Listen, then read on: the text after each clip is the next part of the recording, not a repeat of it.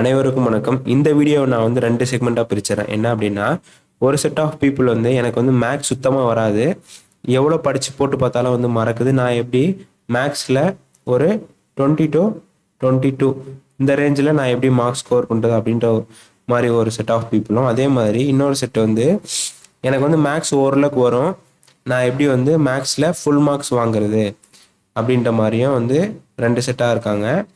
So இவங்க 2 பேருக்குமே வந்து நான் காமனாக ஒரு சில டிப்ஸ் சொல்கிறேன். ஃபர்ஸ்ட் வந்து மேக்ஸோட இம்பார்ட்டன்ஸ், அதாவது நமக்கு வந்து ஒரு குரூப் 4 எக்ஸாமாக இருக்கட்டும், இல்லாட்டி ஒரு குரூப் 2 எக்ஸாமாக இருக்கட்டும், இல்லை ஒரு குரூப் 1 எக்ஸாமாக இருக்கட்டும். இப்போது இந்த குரூப் 1லாம் எடுத்துக்கிட்டிங்க அப்படின்னா நீங்கள் வந்து தமிழ் ப்ளஸ் வந்து மேக்ஸை மட்டும் பார்த்தாலே வந்து நீங்கள் வந்து ஈஸியாக வந்து ப்ரிலிம்ஸ் கிளியர் பண்ணிடலாம். அதே மாதிரி இந்த குரூப் 4 பொறுத்தவரை நீங்கள் வந்து தமிழில் வந்து ஒரு 96, மேக்ஸில் வந்து ஒரு 23 எடுத்துட்டிங்கன்னா நமக்கு வந்து ஆட் பண்ணோம் அப்படின்னா 119 வந்துருச்சு. ஸோ இப்போ நீங்கள் வந்து ஜிஎஸ்டில் ஒரு 50 இல்லாட்டி ஒரு 51 எடுக்கிறீங்க அப்படின்னா நமக்கு வந்து டோட்டல் பண்ணோம் அப்படின்னா நமக்கு வந்து இங்கே வந்து நமக்கு 170 மார்க்ஸ் வந்துருச்சு. ஸோ இது வந்து ஒரு டீசெண்டான ஸ்கோர் தான், கண்டிப்பாக வந்து ஒரு போஸ்டிங் வாங்கிடலாம். ஸோ இந்த ஜிஎஸ்டில் வந்து 51 எடுக்கிறது வந்து பெரிய விஷயம்லாம் கிடையாது. நீங்கள் ஓரளவுக்கு இந்த 6 to 10th வரை படிச்சுட்டு 11th 12th கொஞ்சம் மேலோட்டமாக பார்த்தீங்கனாலே வந்து நீங்கள் வந்து சயின்ஸ் படிக்காமலே நீங்கள் வந்து 51 எடுக்கலாம் ஈஸியாக. ஸோ ஆனால் இது எப்போ பாசிபிள் அப்படின்னா நீங்கள் வந்து தமிழ்லையும் மேக்ஸ்லேயும் வந்து நல்லா ஸ்கோர் பண்ணிட்டீங்க அப்படின்னா உங்களுக்கு வந்து ஜிஎஸ்டில் நீங்கள் கண்ணை மூட்டு 75 கொஷின் கொடுத்து நீங்கள் வந்து ஓரளவுக்கு எதுவுமே தெரியாமல் போட்டால் கூட ஒரு 30 கொஷின் நீங்கள் வந்து போட்டுடலாம், மினிமம் 30 கொஷின் போட்டுடலாம். ஸோ எக்ஸ்ட்ரா வந்து ஒரு 20 கொஷின் தான் வந்து நீங்கள் வந்து ஃபோக்கஸ் பண்ண வேண்டியதாக இருக்குது. ஸோ அப்படின்ற போது ஃபஸ்ட்டு ப்ரியாரிட்டி தமிழ், அதுக்கடுத்து மேக்ஸை நீங்கள் வந்து நல்லா பார்த்துக்கணும். அதே மாதிரி குரூப் 1 பொறுத்த வரையுமே வந்து நமக்கு சாலிடாக வந்து 25 கொஷின்ஸ் வரும். அப்படின்ற போது நம்ம வந்து ஒரு சில யூனிட் 8, யூனிட் 9, பாலிட்டி, அதுக்கடுத்து ஐஎன்எம், ஸோ மேக்ஸ் இதை மட்டும் பார்த்தாலே மட்டும் போதும், நீங்கள் வந்து ஈஸியாக வந்து ப்ரிலிம்ஸ் ஓரளவு கிளியர் பண்ணிடலாம். ஸோ இப்போ நமக்கு வந்து மேக்ஸ்லேருந்து நமக்கு வந்து 25 கொஷின்ஸ் கேட்பாங்க. ஸோ ஒரு சில எக்ஸாம்ஸில் ஒரு கொஷின் கூட, அதாவது ரீசனிங் அப்படின்ற ஒரு டாப்பிக்லேருந்து ஒரு கொஷின் கேட்டாங்க அப்படின்னா அதை வந்து நம்ம மேக்ஸாகவே கன்சிடர் பண்ணிக்கலாம். அப்போது ஒரு சில எக்ஸாம்ஸில் ஒரு கொஷின் எக்ஸ்ட்ரா வரும், அப்போது 26 வரும். ஸோ நம்ம வந்து ஒரு 25 எடுத்துப்போம். ஸோ நமக்கு வந்து மேக்ஸில் 25 கொஷின்ஸ் வந்து கேட்குறாங்க. அப்படின்ற போது நமக்கு அதுக்கான சிலபஸ் என்ன அப்படின்னா, சிலபஸ் வந்து ரொம்ப பெருசாலாம் நம்ம வந்து ஸ்கூல் டேஸ்லேருந்து படித்தது தான். என்ன அப்படின்னா சிம்பிளிஃபிகேஷனு, எல்சிஎம், ஹெச்சிஎஃப், அதுக்கடுத்து சிம்பிள் இன்ட்ரெஸ்ட், காம்பவுண்ட் இன்ட்ரெஸ்ட், தனி வட்டி, கூட்டு வட்டி, அதுக்கடுத்து டைம் அண்ட் ஒர்க்கு, அதுக்கடுத்து ஏரியா, வால்யூம், அதுக்கடுத்து ரேஷியோ, அதுக்கடுத்து நமக்கு ரீசனிங் அப்படின்ற டாபிக்ஸ் ஒன்று வரும். ஸோ இந்த மாதிரி தான் வந்து சிலபஸ்ஸு ஈஸியாக தான் சொல்லியிருப்பாங்க.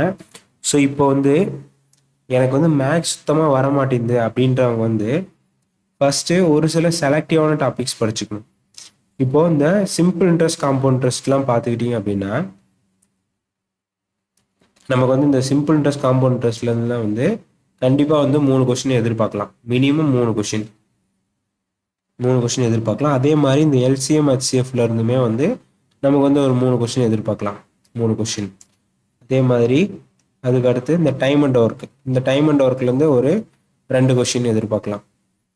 ஸோ இந்த மாதிரி வந்து நீங்கள் செலக்டிவாக பார்த்தாலே வந்து ஆல்மோஸ்ட் வந்து இங்கே ஒரு 6, ஒரு 8, ஸோ அப்படி இப்படின்னு சொல்லிட்டு இந்த percentage, simplification, ratio and proportion, area, volume அப்படின்னு அங்கங்கே கொஞ்சம் நீங்கள் ஃபார்முலாஸ் மட்டும் பார்த்துக்கிட்டாலுமே கூட உங்களுக்கு ஒரு 15 மார்க் வந்து ஈஸியாக எடுத்துடலாம் மேக்ஸை பொறுத்தவரை.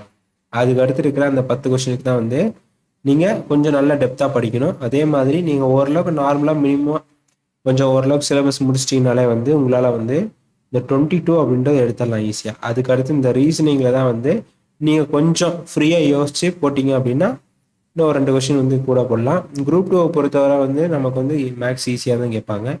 குரூப் 4ல் தான் வந்து டஃப்னஸ் கொஞ்சம் கூட இருக்கும். ஸோ அப்போ குரூப் 4 ப்ரிப்பேர் பண்ணுறவங்க மேக்ஸை வந்து கொஞ்சம் நல்லா ஃபோக்கஸ் பண்ணி படிங்க.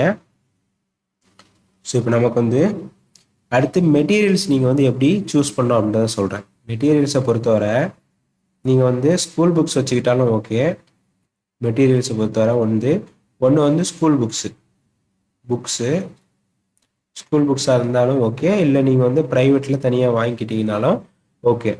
ஸோ இது வந்து ஒன்று. இப்போ நீங்கள் வந்து ஸ்கூல் புக் வச்சுருக்கீங்க அப்படின்னா அடுத்து 2 புக்கு வச்சுக்கோங்க. ஒன்று வந்து ஃபுல் அண்ட் ஃபுல் வந்து ஸ்கூல் புக்ஸை பேஸ் பண்ணுற மாதிரி இருக்கணும். இன்னொன்று வந்து ப்ரீவியஸ் இயர் கொஷின், அது ஏற்கனவே கேட்ட கொஷின்ஸை பேஸ் பண்ண மாதிரி ப்ரீவியஸ் இயர் கொஷின்ஸு கம்பைல் ஆன மாதிரி ஒரு புக். அதே நீங்கள் வந்து இங்கே இன்ஸ்டியூட் வச்சுருக்கீங்க அப்படின்னா, இங்கே ஒரு இன்ஸ்டியூட் புக் வச்சுருக்கீங்க அப்படின்னா அந்த இன்ஸ்டியூட்லேயே வந்து ப்ரீவியஸ் இயர் கொஸ்டினுமே வந்து அங்கங்கே கொஞ்சம் கவர் ஆகிற மாதிரி கொடுத்துருப்பாங்க.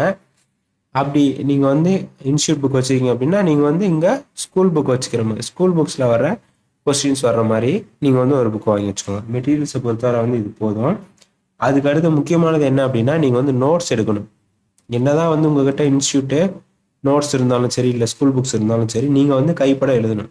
இப்போது ஒரு எல்சிஎம் இருக்குது அப்படின்னா அந்த எல்சிஎம்மில் என்னென்ன மாதிரி கொஷின்ஸ் கேட்பாங்க, ஸோ அதோட ஃபார்முலாஸ் என்ன அப்படின்ற மாதிரிலாம் எழுதிட்டு, ஸோ அதில் ஒவ்வொரு ஸ்டெப்ஸ்லையும் ஒவ்வொரு டைப்லையும் என்னென்ன மாதிரி கொஷின் கேட்பாங்க, கொஷின்ஸு டைப் எழுதிட்டு என்ன மாதிரி கேட்பாங்க, இந்த மாதிரி ஒரு கொஷின் கேட்குறாங்க அப்படின்னா அதை வந்து நம்ம எப்படி சால்வ் பண்ணுறது அப்படின்றத நீங்கள் வந்து உங்களோட நோட்ஸில் ஸ்டெப் பை ஸ்டெப்பாக எழுதணும்.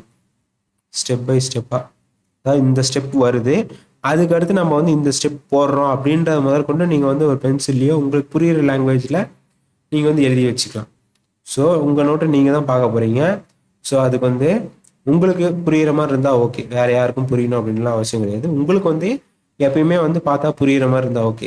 ஏன் அப்படின்னா நீங்கள் வந்து மேக்ஸை பொறுத்தவரை இப்போ இந்த வாரம் எல்சிஎம் பார்க்குறீங்க அப்படின்னா இந்த வாரம் ஃபுல்லாக உங்களுக்கு ஓரளவுக்கு ஞாபகம் இருக்கும்.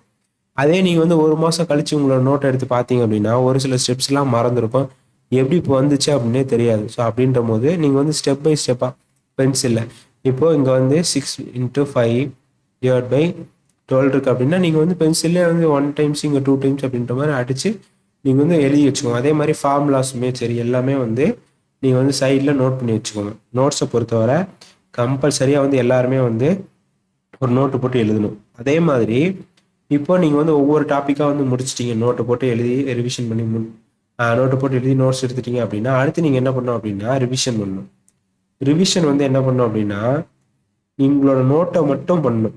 இப்போது எல்சிஎம் ஹெச்எஃப் உங்களோட நோட்டில் ஒரு 10 பக்கம் இருக்குது அப்படின்னா அந்த 10 பக்கத்தை மட்டும் நீங்கள் வந்து ரிவிஷன் பண்ணணும். அதுக்கடுத்து அந்த எல்சிஎம் ஹெச்எஃப் வச்சு ஏதாச்சும் டெஸ்ட்டு போடுறீங்க அப்படின்னா அந்த டெஸ்ட்டில் புதுசாக ஏதாச்சும் கொஷின் உங்களோட நோட்டில் இல்லாத ஏதாச்சும் ஒரு கொஷின் வருது அப்படின்னா அதை நீங்கள் என்ன பண்ணணும் அப்படின்னா உங்களோட நோட்டில் அதை வந்து இன்க்ளூட் பண்ணிக்கணும். ஸோ இப்படி தான் பண்ணணும். ரிப்பீட்டடாக உங்களோட நோட்டை மட்டுமே வந்து திரும்ப திரும்ப திரும்ப திரும்ப படிச்சுட்டே இருந்தீங்க அப்படின்னா உங்களுக்கு வந்து அந்த ஸ்டெப்ஸ் அப்படின்றத வந்து மறக்காது. ஏன் அப்படின்னா உங்களோட கையெழுத்துலேயே வந்து நீங்கள் திரும்ப திரும்ப பார்த்துட்டே இருக்கீங்க. எல்லா டைப்லேயுமே வந்து சம்ஸை திரும்ப திரும்ப பார்க்கறதுனால உங்களுக்கு வந்து அவ்வளோ சீக்கிரம் வந்து மறந்துடாது. ஸோ ரிப்பீட்டடாக ரிவிஷன் பண்ணிக்கிட்டே இருங்க. அதுக்கு அடுத்து லாஸ்ட்டாக என்ன பண்ணணும் அப்படின்னா நீங்கள் வந்து டெஸ்ட்டு போட்டு பார்க்கணும். இப்போது ஒரு சிம்பிள் டெஸ்ட், காம்பவுண்ட் டெஸ்ட் படித்து முடிச்சிட்டிங்க அப்படின்னா அடுத்த நாள் வந்து நீங்கள் என்ன பண்ணணும் அப்படின்னா ஒரு டெஸ்ட் ஒன்று போட்டு பார்க்கணும். டெஸ்ட் ஒன்று போட்டு பார்த்து நம்ம வந்து இந்த டெஸ்ட்டு போட்டு பார்க்குறது எதுக்கு அப்படின்னு பார்த்தோம் அப்படின்னா நம்ம வந்து டெஸ்ட்டில் இங்கே எழுதுகிற கொஷின்ஸே தான் வருமா அப்படின்னு கேட்டால் கண்டிப்பாக கிடையாது.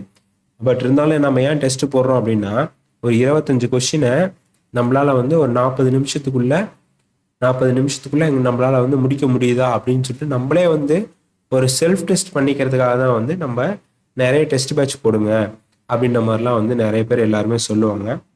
ஸோ இதை மட்டும் நீங்கள் வந்து ரிப்பீட்டடாக ஃபாலோ பண்ணிகிட்டே இருந்தீங்கன்னா போதும், உங்களுக்கு வந்து ஈஸியாக வந்து மேக்ஸில் ஒரு 23 அப்படின்றதெல்லாம் ஈஸியாக எடுத்துடலாம். மேக்ஸை பொறுத்தவரை பெரிய விஷயம் கிடையாது. எனக்கு மேக்ஸே சுத்தமாக வராது அப்படின்னாலும் பிரச்சனை கிடையாது. நீங்கள் வந்து யாருனாலும் வந்து நான் இப்போ சொன்ன இந்த ஸ்டெப்ஸ் எல்லாம் நீங்கள் வந்து ரிப்பீட்டடாக ஃபாலோ பண்ணிகிட்டே இருந்தீங்க அப்படின்னா 23 அப்படின்றது எல்லாருமே ஈஸியாக எடுக்கலாம். வீடியோ யூஸ்ஃபுல்லாக இருக்கும் அப்படின்னு நினைக்கிறேன். அதே மாதிரி நம்மக்கிட்ட வந்து ஒரு சிலர் வந்து நோட்ஸ் மெட்டீரியல்ஸ் ஏதாச்சும் இருந்தால் கொடுங்க அப்படின்ற மாதிரி கேட்குறீங்க. ஸோ நம்மக்கிட்ட வந்து இப்போ வரைக்கும் நான் படிக்கிற போது எதுக்குமே வந்து நோட்ஸ்லாம் எடுத்ததே கிடையாது. என்னோட நோட்ஸ் இருந்தாலும் நான் வந்து ஷேர் பண்ணியிருந்திருப்பேன். நான் என்கிட்ட நோட்ஸ் கிடையாது, எல்லாமே வந்து full and full school books தான். இப்போதைக்கு வந்து நம்மக்கிட்ட வந்து எந்த ஒரு மெட்டீரியல்ஸும் இல்லை. ஆனால் ஃப்யூச்சரில் வரும்போது வந்து கண்டிப்பாக வந்து யூடியூப்லேயே வந்து அப்லோட் பண்ணுவோம். ஸோ அப்போது நம்ம இப்பயுமே வந்து எந்த ஒரு